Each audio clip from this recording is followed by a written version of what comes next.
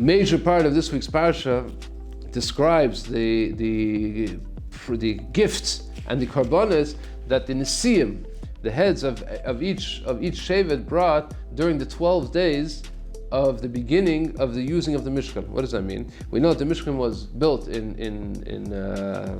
the beginning of the winter, but they started using it from Rosh Chodesh Nisan. There were 7 days of Miluim before Rosh Chodesh Nisan. Then Vayi Bayim Hashmini, Parsha Shmini describes, Parsha Sar, Parsha Shmini describe the beginning of when the Mishkan actually started working. Now, in Parshas Naso, we have part 2 of this story. Part 2 is that the Nesiim, for the first 12 days, each one brought a korban and a karbonos, a list of karbonos and gifts and to the Mishkan. One of those Nesiim, it has to be, if there's 12 days, one of those Nesiim brought their korban on Shabbos. And the Medrash says, Rabbeinu Bechaya, the other Rishonim bring the Medrash, that Elishama ben Amihud, who was the Nasi of Shevet Ephraim, Vayi Bayim Hashvi, on the 7th day, says the Medrash, not the 7th day of the 12 days, the 7th day means Shabbos. They started on Sunday, it turns out, and the 7th day, which was Shabbos, Elishama ben Amihud brought the korban. This seems to be a problem. Why?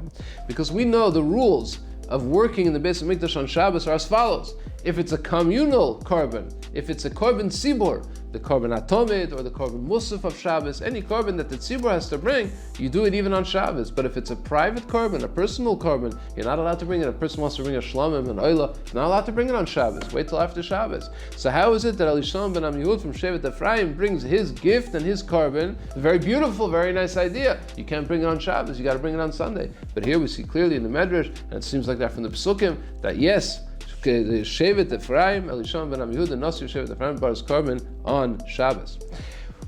How do we understand that? We know that Rashi brings the very famous words of Rashi, it's the words of Chazal, that what is the story of these gifts and the karbonos that the Nesiim are bringing at this point? We know because when Moshe Rabbeinu, Erev Yom Kippur, 6 months before, announced, everybody please bring whatever you can, gold, silver, materials to the base, in order that we can be able to build the Mishkan, so the Nesiim said, we'll make a deal.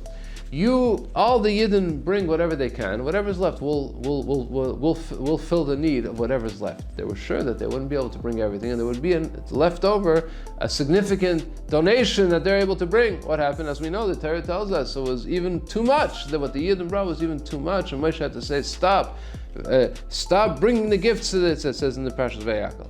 So the Nesiim were left without being able to participate. The only thing they were able to bring were some stones that nobody had except for the Nesiim, some precious stones that were used for the clothing, the Big Day Kohen Gadol. So now they didn't want to be left out. They said, we're going to bring the very first day, we want to bring presents, we want to bring karbanas, because we don't want to be left out. Okay, now the Chazal look negatively on this offer that the Nesiim made back then, and the fact that they weren't able to bring. And in fact, in the Torah, when it says Vanisiim, they brought the Avnei Shayam, so the word Nesiim is missing a letter Yud. We have no understanding, we have no ability to be able to fathom what that means. But we understand that the Torah is Nitzchias, and we understand that one word in the Torah missing from the name Nesiim is a terrible, terrible einish for the Nesiim. That says Vanesiim Eviu Savnei Shayim without a letter Yud. So the Torah and the Chazal look very negatively on the Nesiim. But why is that? They were willing to, okay, it didn't work out, but their offer was an amazing offer. We don't know how much Eden are going to bring, $100, $1,000, or $1 million. Whatever is left, they didn't imagine that the Eden would bring everything. Pnei Menachem, the Rebbe, the Ger Rebbe, the fourth Ger Rebbe, says, in the name of his great-great-grandfather, Chidush Harim, the first Ger Rebbe, he says that the problem over here was a problem of Ayin Tov and Ayin Ra.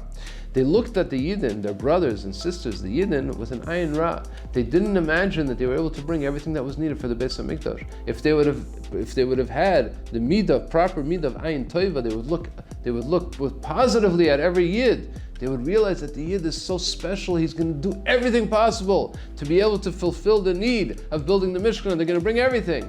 Why did they think that they wouldn't? Because they were lacking in the midah of Ayin Tova. That's what the Pnei Menachem says, that's what Chidush Harim says.